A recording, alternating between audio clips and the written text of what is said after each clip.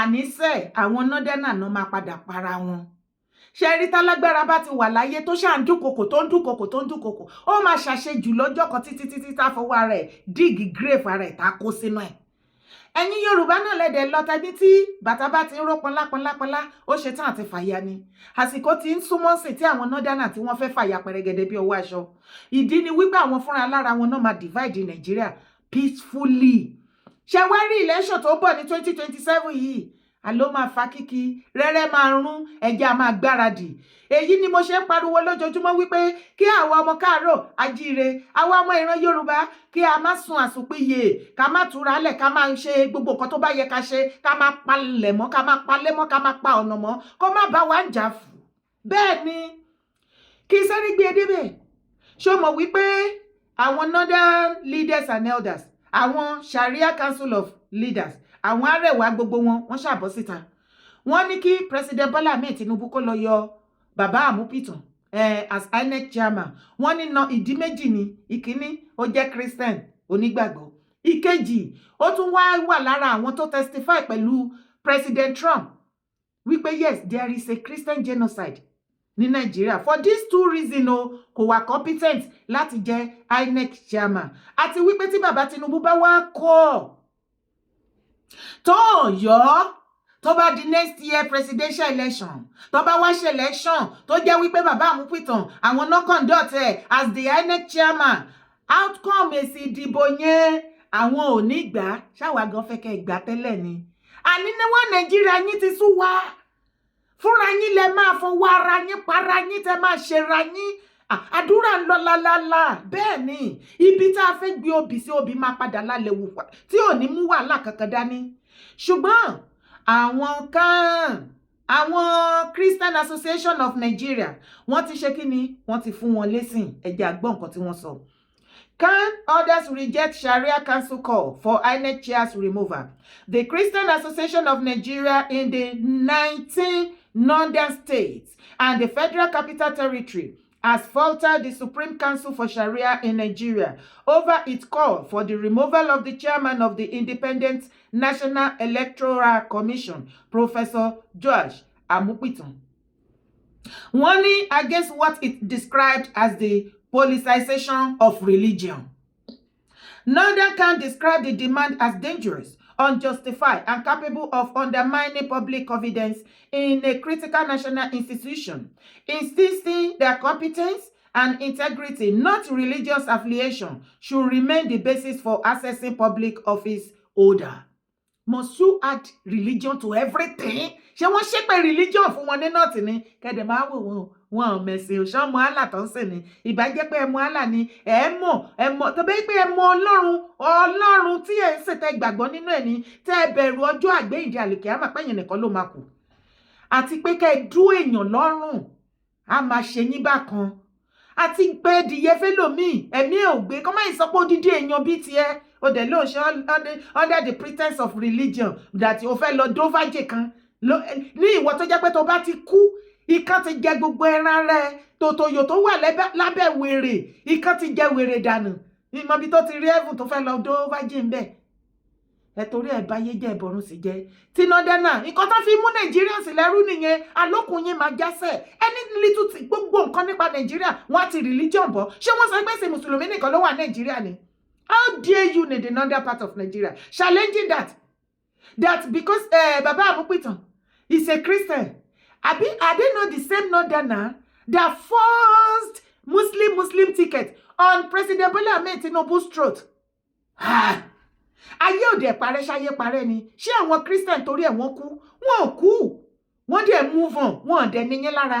Ẹ jẹ́ ká wá ṣe. Ẹ jẹ́ ká test faith gbogbo wa. Ẹ jẹ́ ká lo opportunity ká jọ test faith ara wa. This second term tí bàbá Tinubu láwọn fẹ́ lọ yìí ẹ jẹ́ ká fi ṣe Christian ticket ká jẹ́ ká wo bí mùsùlùmí ṣe fẹ́ feel ká lè mọ̀ wípé nǹkan tí àwọn ọ̀pọ̀lọpọ̀ wọn especially ní northern part tí wọ́n fún àwọn other religions tí wọ́n fún wọn jẹ forcefully àwọn ò lè gba 0% ẹ̀wọ̀n lè tolerate ẹ wo tẹ́ bá máa kú ní kẹ́kú pẹlẹbẹ bàbá Tinubu ẹ ò gbúdọ̀ yọ bàbá Àmúpìtàn ohun tó bá máa gbà ní kẹjẹ́ ká fún bẹ́ẹ̀ ni tí wọ́n bá ti ṣe election ní next year tó bá ti mú outcome jáde ẹ̀yin northern ẹ sọ wípé ẹ ṣe mọ́ ẹ̀ sí lára ẹ máa gbé Nàìjíríà lọ jẹ́ kó ní kálukú fọ́dà gbé ẹ lọ conduct election ti yín ní north ló bá lóníkálukú bá mọ àwọn ara ẹ̀ kò jù bẹ́ẹ̀ lọ kò jù bẹ́ẹ̀ lọ ní kíni kẹ̀dẹ̀ máa wò àwọn northern náà ní fúnra lára wọn àwọn ni wọ́n divide Nigeria but they are the one coming out granting interview left right center gallivanting singing we are the only northern the northern are the only one standing for Nigeria promoting one Nigeria every other regional they are promoting division ṣebó ti gbọ́ láìmọye ìgbà lẹ́nu Àtíkù tó ń béèrè fún ìbò ẹ̀ àtijọ́ tí wọ́n ti hàn gbogbo everybody léèmọ̀ ipa wo l'Àtíkù ti kó àwẹ̀ get out of here the same Àtíkù tó fi gbogbo owó Nàìjíríà lọ build a gigantic company sí Dubai tí wọ́n ní wọ́n just èèyàn ẹyọ kan péré ọmọ Nàìjíríà citizen kò gbà kó ṣiṣẹ́ bẹ́ẹ̀ òun ló fẹ́ wá jẹ president ẹ̀ òun ló fẹ́ wá máa decide fún ìwọ Àtíkù kan àti kànẹ́. Northerners have divided Nigeria because what are the reason why the Biafrans are agitating for their Biafra land? What are the reason why the Yoruba nation are calling for Oduduwa nation? We are calling for our own land, our own country. Is it not because of these northern people? Because of your animalistic behavior towards the southerner? That is why we realized, no, it was a very terrible mistake. Alubata Kidari, we are tired of you because you behave like an animal. We are human being. We reason like a woman. Kò possible. Da omi sí inú òróró àbẹ́pọ̀ pupa. Ó máa dúró lọ́tọ̀ọ̀tọ̀ ni. Kò sí bẹ́ẹ̀ ṣe lè yí mọ́ra wọn láyé. Ọ̀tọ̀ọ̀tọ̀ lọ́rìn wá ni. Ẹ ti divide. Northerners has divided one Nigeria. Ibẹ̀ ni kọ́kọ́ là ń lọ. Kí tó gbé fídíò yìí wọlé. Òtítọ́ ọ̀rọ̀ pọ́nbélé ni mo fẹ́ sọ fún ìran ẹ̀yin tí ẹ bá fẹ́ gbọ́ òtítọ́ níbi tí a dé dúró. Nǹkan tó bá mú mi tí mi ò pariwo fún yín ní ìgbà tó yẹ tí ọ̀pọ̀lọpọ̀ ń fún mi lọ́fun kí n parọ́sẹ̀ tí mi ò parọ́ ibi tí ilẹ̀ gbé dé dúró lénìí. Wàhálà òtítọ́ yẹn náà ni mo ì jẹ́. Òtítọ́ ọ̀rọ̀ tó dẹ̀ wà lẹ̀ yá yí ọ̀pọ̀lọpọ̀ tí wọ́n fàyè gba òtítọ́ because ó máa ń korò ó ju ìwọ ṣùgbọ́n ìgbẹ̀yìn adùn ni. Ó ní máa jẹ́ kó máa fúlù ẹ ó ní máa ṣe bẹ́ẹ̀ ni wípé ó gbọ́n ó lọ́pọlọ ó ní máa jẹ́ kí ọ̀pọ̀lọpọ̀ mídíà tí wọ́n wọ́ ọ̀nà àbáyọ fúnra wọn kí wọ́n máa tọwọ́ bọ brain yẹn kó máa fún ẹ lófo kó gbé ẹ wọ̀gbẹ́. Only tó bá gba òtítọ́ torí Bíbélì sọ wípé wá òtítọ́ kí o sì gbà ó ti dandan sọ ẹ́ di òmìnira ní àsìkò ti tó nínú ọdún tuntun láwa yìí sì gbogbo ẹ̀ ń ṣẹlẹ̀ ní tuntun ìwọ náà jára ẹ kúrò ní ìgbèkùn irọ́. Jára ẹ kúrò ní ìgbèkùn irọ́ wá wo fídíò ọmọ Adéyẹmọ tí ọ̀pọ̀lọpọ̀ yín tí ẹ̀ ń sunkún lé lórí online ẹ gbọ́ wìrìwìrì ọ̀rọ̀ lénìí. Bóyá ẹ̀gbọ́n tá sọ. Kódà tó bá lè dá wa mú. Kódà tó bá lè dá wa mú. Lẹ́sẹ̀ fẹ́ tàbí wá. Ọ̀yọ́ ṣe kéde. Ọ̀yọ́ báyọ̀ ṣe.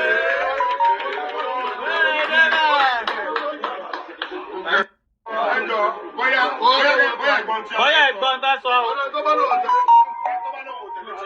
Kódà tó bá lè dá wa mú. Kódà tó bá lè dá wa mú. Lẹ́sẹ̀ fẹ́ tàbí wá. Ọ̀yọ́ ṣe kéde.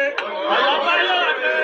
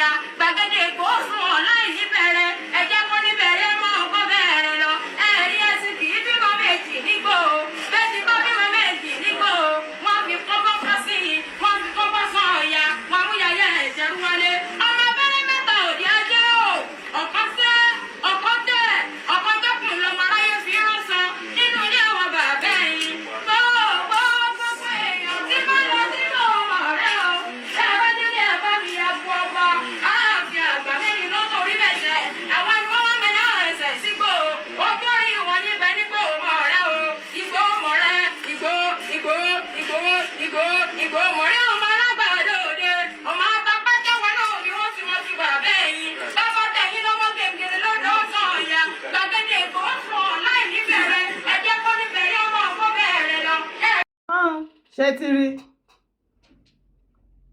Okay, ẹ̀yin èèyàn mi kí lẹ fẹ́ kọ́ Adéyẹmọ ṣe? Ṣé bẹ́ẹ̀ rí tó jẹ́ wípé àwọn ọ̀rẹ́ wọn tó jẹ́ politicians inú wọn dùn ayọ̀ wọn kún bí inú ìwọ àtèmi ṣe ń dùn táyọ̀ wá kún lórí ọ̀rọ̀ Ìgbòho freedom wọn. Wọ́n wá bá wọn yọ̀ ayọ̀ abara tíntín. Bọ́n tilẹ̀ ń jà bọ́n sọ̀rọ̀ for so many years wọn ò dá sọ́mọ Adéyẹmọ o. Wọ́n wá rí wípé ó gba freedom. Wọ́n wá jẹ́ kégbé tirégbé. Wọ́n ní kí gbogbo nǹkan tó ń rùn lẹ̀ ó ti tán. We are one. Wọ́n wá kóra wọn wá bá yọ̀ wọ́n bá dúpẹ́. Okay, wọ́n wá sọ̀rọ̀ bàbá Tinubu 2027. Kí ló wá ti wá fa ogun? Kí ló ti fa ọ̀tẹ̀? Kí ló ti fa èébú oríṣiríṣi? Kí ló ti fa àǹtoríṣiríṣi? Okay, ṣé ẹ ń fẹ́ nínú bẹ̀ yẹn kí Chief Igboho sọ wípé ẹgbẹ́nu yín dúró ẹ má sọ bọ̀rọ̀? Àbí kí Igboho sọ wípé kí wọ́n má dárúkọ bàbá Tinubu? Àbẹ́yìn ò mọ nǹkan tó ń lọ ni? Àbẹ́yìn ò mọ bó ṣe ń ṣẹlẹ̀ ni? Èmi ò mọ tàwọn ẹlòmíì o, mídíà pọ̀ online lóríṣiríṣi tó máa sọ oríṣiríṣi ṣùgbọ́n òtítọ́ tẹ́mi bá mọ̀ òun lèmi máa sọ. Tí bàbá Tinubu tí ò bá nǹkan tó ń ṣẹlẹ̀ yóò lè ṣẹlẹ̀. Tó bá sọ wípé nádánà kan òun ló tú Ìgbòho òun ló ṣe kí bàbá Tinubu tí ò bá gbà òun ni pírẹsidẹ́ǹtì kò sí kankan tó lè ṣẹlẹ̀. Ìjọ ọmọye ọdún tí ọmọ Adéyẹmọ ti wà nínú ìrìn àjò exile láti 2021. Ní ìgbà tí ìrìn àjò yẹn bẹ̀rẹ̀ wọ́n fẹ́ pa á mọ́lé ni o. Ká ní wọ́n rí ọ̀tá ẹ̀ pa nígbà yẹn wọ́n á ti gbàgbé ẹ̀ o. Ní ìrántí olódodo ni gbogbo àwọn tó dẹ̀ pa ń bẹ̀ kọ́lọ̀ kó bá wa tẹ́ wọn sáfẹ́fẹ́ rere. Tó sì ń jẹ́ ìbànújẹ́ fún ọmọ Adéyẹmọ ti tomorrow. Àwọn tó pa sílẹ̀ property bàjẹ́ gbogbo ẹ̀ lọ. Ẹ má jà tó káwọ́ àkàsẹ́yìn.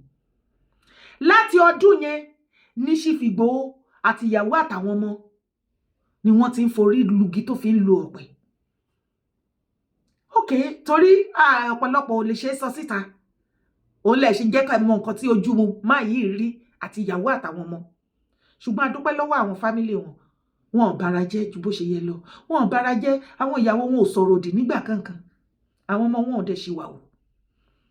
Gbogbo bó ṣe rí wọn tó ń lọ tó ń fò lọ tó ń fò bọ̀ ṣèbẹ́ ti fetí ara yín gbọ́ lẹ́nu wọn. Torí mi a máa láìkì kan lọ́rọ̀ kó sọ̀rọ̀ ẹ̀ fúnra ẹ̀.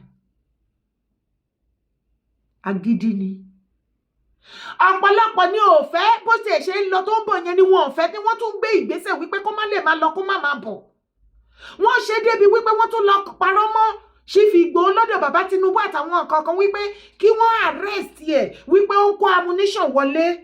Ọpẹ́lọpẹ́ àwọn tó súnmọ́ ni wọ́n pe àwa wípé ẹ tètè lọ pe Igboho. Mo pè aṣàlàyé mo tún sọ fáwọn yẹn pé ẹ̀yin náà ẹ pè wọ́n kẹ́ ṣàlàyé fún wọn. Many things ló ṣẹlẹ̀ tẹ́ mọ̀.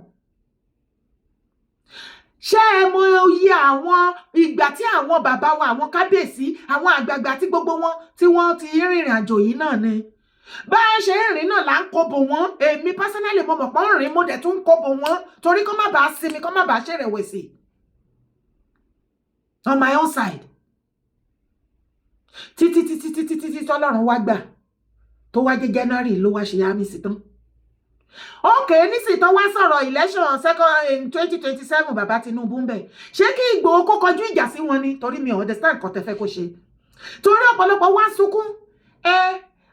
Ṣé kò yẹ kó sọ pé wọ́n ṣe Yorùbá nation? Àwọn ṣe gbá ni, àwọn ṣàwo ni, yẹ kó yẹ kíní kan. Ìwọ tó o bá wá ní ohun tó ṣẹlẹ̀ lọ́wọ́lọ́wọ́ náà ọmọ Adéyẹmọ torí wípé ìrìnàjò ọmọ Adéyẹmọ ti bẹ̀rẹ̀ again. This time around, ó fẹ́ live life ẹ̀. Òtítọ́ pọ́nbélé tí wọ́n rán mi sí yín, mo ti jẹ fún yín ní last year. But majority yín lẹ gbé parí, ẹ sọ mí di ọ̀tá, kò sì kàn èmi, ẹ torí ẹ pera yín ẹ ṣe meeting, ẹ ní pé kí majority Yorùbá nation kí wọ́n sá fún Dára o, ẹ má lọ woṣú ẹ má bá ṣe ẹ má ṣe anything, ẹ fẹ́ dojú tì mí. Irọ́ ló ń pa nígbà tí mo wá sọ fún yín wípé Yorùbá nation for now ó pause kò lè kú. Tí mo ṣe àwọn àlàyé yẹn lọ́dún náà lẹ́kùnrẹ́rẹ́ ẹ kàn rò pé mi ni mo kàn déédéé bọ́ síta tí mo wá sọ àbí ẹ mọ many things àwọn àgbékalẹ̀ mi àti bẹ́ẹ̀ mi ṣe máa ń present àti mo ṣe máa ń ṣe nǹkan tèmi mo need ọpọlọ láti fi ṣe. So I'm not going to do or present my own in a yamayama way. No, o need ọpọlọ láti understand me. Torí àwọn tẹ́mi gan tó mọ́ ọ̀pọ̀lọpọ̀ jù fún wọn. mo dẹ̀ ń lẹ́nu látara wọn. Ẹ jẹ́ ká rárá máa fi gbòtítọ́ ọ̀rọ̀. Ní ìgbà náà tí mo sọ ọ̀pọ̀lọpọ̀ yín lẹ sá lọ, ẹ̀rọ ìpojú máa tì mí pé tí bá bọ́ sórí show ẹni rẹ́ anybody pẹ̀lú mi. Ọlọ́run wá gbé àwọn èèyàn míì dìde tí wọ́n ń ṣe Yorùbá Nation, àwọn ni Ọlọ́run wá fi rọ́pò yín. Along the line, ní ìgbà tó máa fi gbẹ́nu lé towards the ending of last year, majority yín lẹ padà wá rí àwọn nǹkan tó ń ṣẹlẹ̀ sí tí ọ̀pọ̀lọpọ̀ ń sunkún lẹ́tí rí. Ẹ wá ń pè mí padà, ọ̀pọ̀lọpọ̀ yín wá ń padà wípé ìgbà tẹ́ ti rí òtítọ́ sìn ẹ ṣẹ̀ṣẹ̀ mọ̀ pé yes mi ò ṣe gbá mi ò ṣe. You see, because ẹ like irọ́ lẹ wálé ayé wá gbọ́, òun ni ò dẹ̀ jẹ́ kí ọ̀pọ̀lọpọ̀ yín become something meaningful in life, because òtítọ́ ló máa sọ yín di ẹni gíga. Nǹkan tó máa sọ yín di ẹni gíga you don't want to hear. Kò sí nǹkan rẹ̀ kan tó máa ṣe láyé tí ò ní là ẹ́ lóògùn, tó ò ní pay price, no matter how small, bọ̀ wá mọ̀ lára. Ẹ jẹ́ àgbò títọ́ láyé. Ọmọ Adéyẹmọ ó ti padà délé báyìí. Ṣọmọ iye ọdún tí wọ́n ti mú business ẹ̀ tán ti kàn mọ́lẹ̀. Kò lè yọ owó nínú àkáǹtì ẹ̀. Ó láwọn aya. Bùkátà pọ̀ lọ́rùn rẹ̀ Igbó. Àwọn ìyàwó ń bẹ lọ́rùn rẹ̀. Àwọn ọmọ ń bẹ lọ́rùn rẹ̀. Àwọn sàábé ń bẹ lọ́rùn rẹ̀. Àwọn yúùtù ń bẹ lọ́rùn rẹ̀. Àwọn èèyàn tí ẹ ń bẹ lọ́rùn rẹ̀. Àwọn ọmọ ọlọ́mọ tó adopt ń bẹ lọ́rùn rẹ̀. Àwọn ìyá àgbàlagbà tó ń tọ́jú ń bẹ lọ́rùn rẹ̀. Ṣé ẹ fẹ́ kó ṣe ilé ayé mọ́ ni? Tó máa Adéyẹmọ bá wá jẹ́ ọkọ títí ẹ, tó jẹ́ ọmọ títí ẹ, tó jẹ́ ẹ̀gbọ́n àbábúrò ẹ, tó jẹ́ bí ará ọ̀rẹ́ àbí àlè ẹ. Ṣé wàá ní for the rest of his life ni kó fi máa gbélé ayé tó ń gbé tí ìwà tèmi dẹ̀ ṣe life wa? Majority yín tẹ wá ń ṣe bí olórí burúkú nísìn.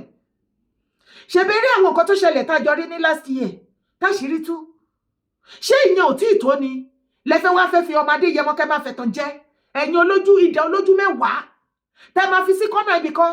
Ẹ̀yin náà lẹ máa lọ síbí, lẹ máa lọ bí, lẹ máa lọ bí, lẹ máa lọ bí. Ẹ wá máa tọ́ ọmọ Adéyẹmọ jẹ wípé kán lọ sọ wípé kinní kan Yorùbá Nation kó má sọ̀rọ̀ kẹ́ ilé máa fi parọ́ fáwọn èèyàn, kẹ́ lè máa fi gbowó, kẹ́ lè máa fi ṣe everything. No, òtítọ́ tó wà ń bẹ náà tẹ́ fẹ́ gbọ́ òun ló ti wá ṣe. Ó ti ṣe kí ni? Wá. Chief Sunday Adéyẹmọ Ìgbòho tó bá love ẹ̀ Tiger Tail, òun ni private security group títí wọn. Ìrù ẹkùn. Ìyẹn náà gbé dání lọ́wọ́lọ́wọ́ ní àsìkò tá a wà yìí. Ìrù ẹkùn Tiger, ìrù ẹkùn tẹ́ẹ̀lì, ìrù ẹkùn Tiger, ìrù ẹkùn tẹ́ẹ̀lì, ìrù ẹkùn. Nǹkan tó ọmọ Adéyẹmọ gbé dání lọ́wọ́ nìyẹn. Tó bá ní anybody tó wá forúkọ ọmọ Adéyẹmọ wá parọ́ Yorùbá Nation fún ẹ, ọmọ wọn kàn lò ẹ lẹ́sẹ̀jẹ̀ lásán ni kò kàn yé o. Kò jù bẹ́ẹ̀ lọ. Kò jù bẹ́ẹ̀ lọ. Ẹ fọmọ Adéyẹmọ lọ́rùn sílẹ̀ jẹ́ kó ṣe live ẹ̀. Àsìkò ti tó fún láti move on. Àsìkò ti tó fún láti move on. Ẹ jẹ́ kó move on for good. Ẹ ṣàánú abiyamọ. Tó bá wá rí bẹ́ẹ̀, ilẹ̀ Káàárọ̀ Oòjíire ò ní bàjẹ́ o. Ilẹ̀ Yorùbá ò ní bàjẹ́ o. Ẹ jẹ́ àgbàfẹ́ láàyè. Chief Igboho ti proof fún gbogbo àgbáyé wípé ìkan lára àwọn original ọmọkọ ilẹ̀ Káàárọ̀ Oòjíire ọmọ Yorùbá lòun. Ó sì ti proof ó jẹ́ ká mọ̀ wípé kò sí nǹkan ìṣòro àbí ogun tó lè dé bá ilẹ̀ Káàárọ̀ Oòjíire àti ní golden child tó gbára lé tó gbẹ̀yìn lé tí ò ní dà wá. Kò jù bẹ́ẹ̀ lọ. Yorùbá Nation ò lè kú, but for now ó pause. Ẹ fẹ́ gbọ́, èmi ò mọ nǹkan mi tẹ́ fẹ́ kí sọ. Orúkọ tèmi ò yí padà, Ìyèdára kò wé kò òun ni mò ń jẹ́.